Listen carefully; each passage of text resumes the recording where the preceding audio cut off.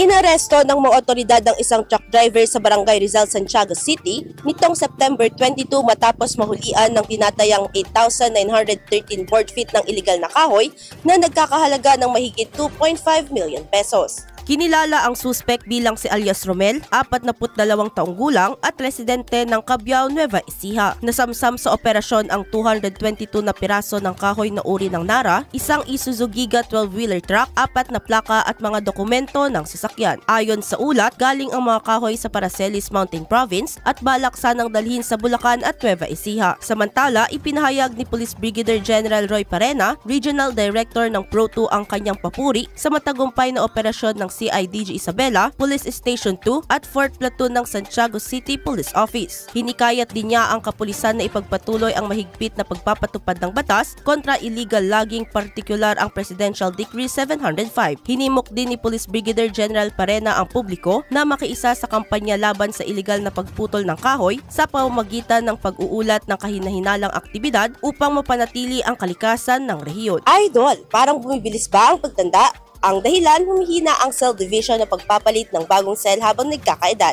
Natutuyo ang balat dahil sa paghina ng elasticity. Para mapigilan ito, mag-DTX 500 na. May antioxidants at vitamins, polyphenols at flavonoids na pumipigil sa collagen degradation. Sikreto sa pagiging young looking mo. Para maging healthy, mag-DTX 500 palagi. Para sa IFM News, ako si Idol Sena Mariakdang, Idol. IFM News.